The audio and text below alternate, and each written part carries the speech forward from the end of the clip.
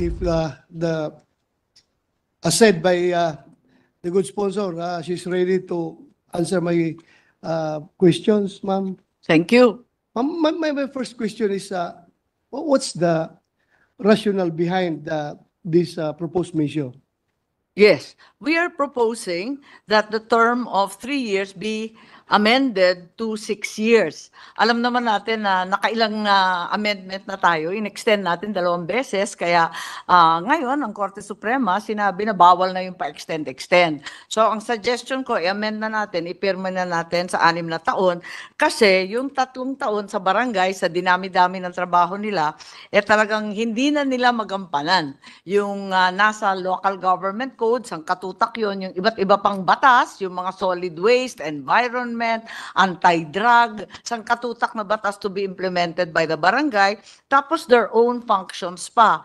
So, sa 3 taon, yung unang taon, as we know, nangangapapa, yung 2nd taon, nagtatrabaho, yung 3 taon, kampanya na ulit. So, they're not able to do very much at paiba-iba na lang at pa-extend tayo, hindi tuloy na paplano ng maigi. So, I'm proposing 6 years po because we've been changing from 1982 to 2002.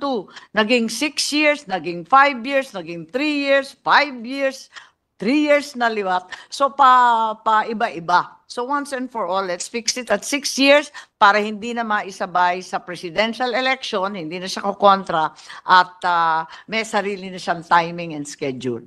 Thank you, Madam Sponsor. Mr. President. Actually, I am very supportive of this particular measure. Yes, But meron lang akong kunting apprehensions like sa mga narinig natin, yes. mga ordinaryong tao, mga taga-barangay.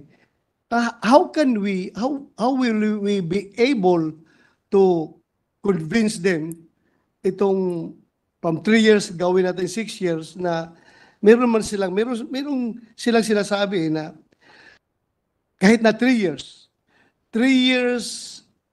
maybe for us, 3 years is so short a term for a good barangay captain. But too long. On the for other a hand, bad one.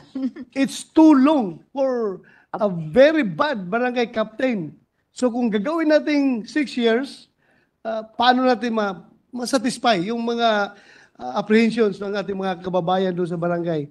Yes, tama yun. 6 years is very long time for a bad barangay kapitan, a bad SK, or an absentee one. So certainly, this is a consideration. But we've seen already over time that we keep extending that 3 years. It's really not workable or practical.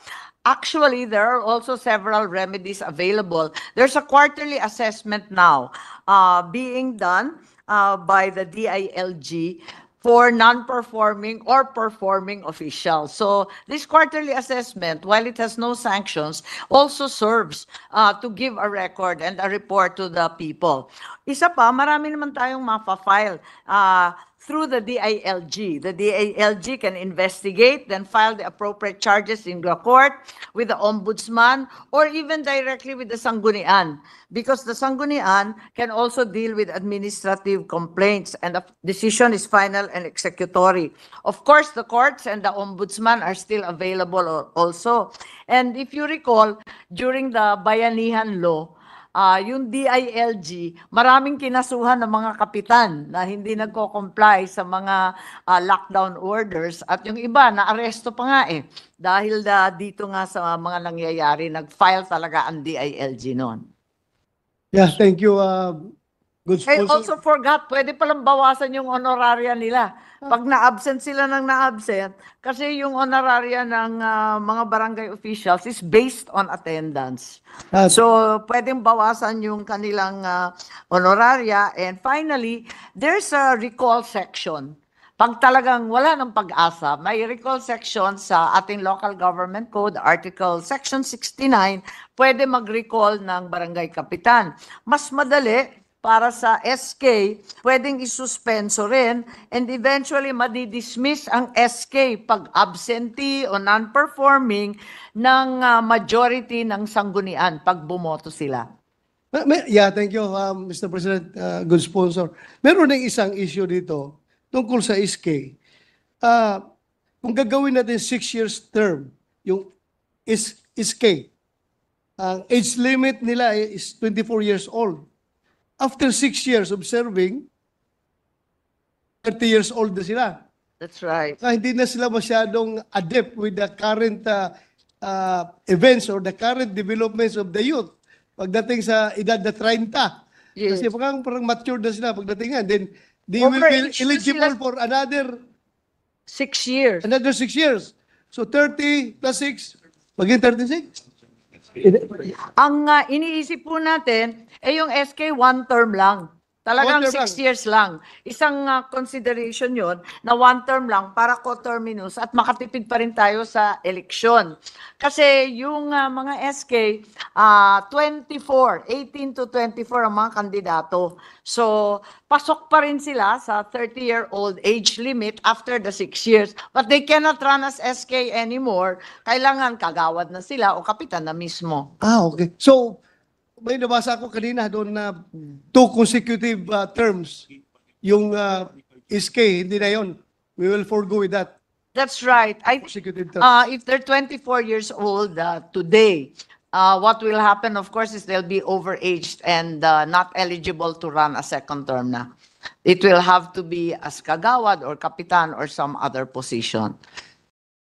Thank you, Madam Sponsor, Mr. President. But I think the good sponsor will agree with me that the ultimate judge of this barangay captains as far as their performance is concerned is really yung taong bayan. Totoo yan. Sabi mo, kahit nakasuhan mo yung kapitan na yan for their subpar performance, ano-ano mga sanctions ibibigay mo dyan, still, the people from the barangay will claim that do not take that away from us, the power to Tama po yun. punish these non-performing barangay captains by not electing them for another term. Tama po yun. Nakikita natin yan. Talagang tinatanggal ng tao yan kaagad-agad sa eleksyon. Yes. O kaya hindi iboboto yung kamag-anak na pinatakbo. Talagang pag nagalit yung tao sa'yo, ganun talaga eh. Yes, thank you, Mr. President. And I hope that this measure will ultimately cure yung problema natin about extension. Tama. Nung ma-fix na ito, then wala na tayong problema. Sana, tapos na ito. Thank you. Bumoto tayo, magkasabay tayo. Ang unang measure ng 18th Congress, in-extend natin yung 2019, naging 2022. Unang measure na naman yata sa 19th Congress, in-extend na naman 2022 to 2023. Nauubos ang oras natin ka-extend eh. Tama ka, Madam Sponsor, Mr. President.